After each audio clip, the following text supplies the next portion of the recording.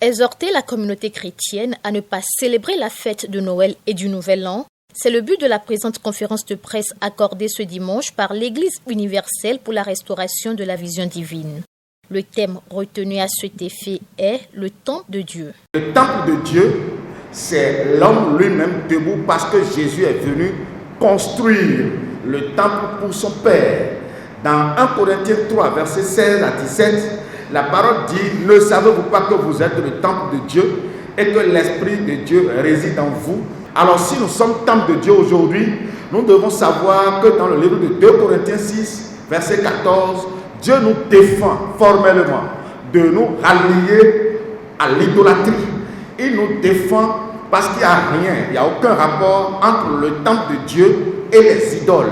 Pour ce fait, l'homme doit se séparer totalement de la célébration des deux fêtes mondaines programmées par la papauté que sont la Noël et janvier.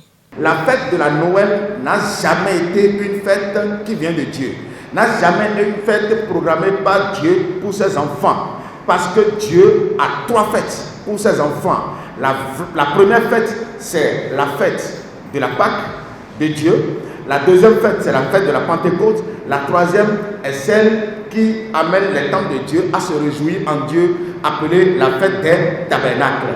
Donc, je lance cet appel fort au monde entier de se retirer de ces célébrations. Parce qu'à Rome, il y a un démon qu'on appelle Janus. C'est ce démon qui naît tous les 25 décembre et il est dédicacé tous les 1er janvier selon la loi mosaïque. Pour mieux appréhender la non-célébration de ces deux fêtes, le prophète remonte à leur histoire. La fête de la Noël tire son origine de l'ancienne pratique que les hommes avaient, l'ancienne adoration du Dieu soleil que les hommes pratiquaient sur la terre. Donc c'était une fête qui amenait les humains dans le temps à adorer le Dieu soleil. C'est pourquoi les trompettes d'État-man sont toujours en l'honneur à ces célébrations.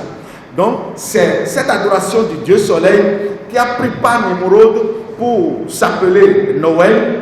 C'est pourquoi aujourd'hui les Romains, comme ils sont devenus les maîtres du monde, ils nous ont inculqué toutes ces célébrations pour que désormais l'homme soit séquestré dans l'idolâtrie.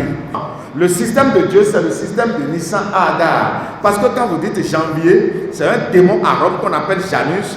Et c'est ce démon qui est célébré le 1er janvier. Divinité italique et romaine à double visage, connaissant le passé et l'avenir de tous ces adeptes, de tous ceux-là qui sont dans son système. Eu égard aux différentes manifestations qui accompagnent la célébration de ces fêtes, Justin Olagnian conseille et lance un appel. Que personne n'aille dans les églises à cette veillée-là, parce que c'est une veillée de programmation, de haute tuerie. Que personne n'aille dans les églises à cette veillée-là. Que personne ne vous amène à manger que vous allez accepter. Parce que le manger qu'on se partage, ces jours de festin, représente les rituels que nous ramassons sur les fétiches.